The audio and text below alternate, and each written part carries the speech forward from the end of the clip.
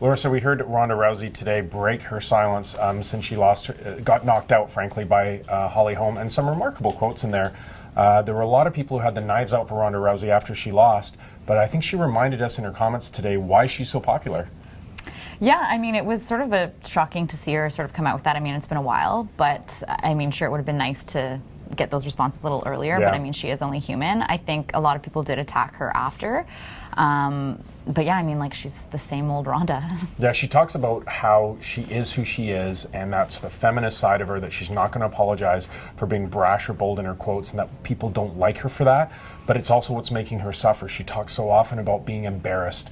She talks about if she has to have the rematch, but if she loses, that will be it for her. Where do you think her psyche is? You watched the fight, you've read her book. Where do you really think her psyche is? She still seems incredibly wounded by this.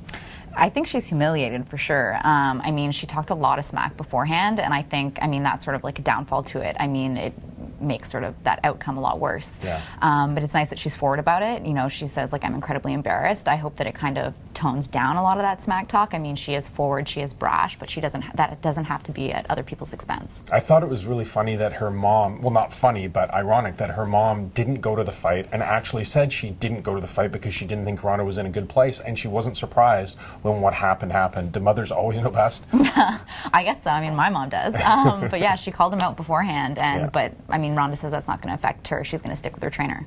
The funny thing about the phenomenon of Ronda Rousey to me is, you know, she just took over pop culture because she had this just unbeatable, biggest dominant athlete in the world, ESPN or Sports Illustrated called her. With that being shattered, she said she's actually grieving the loss of that person, which I thought was incredibly poignant. Do you think she can regain the title and go back to what she was?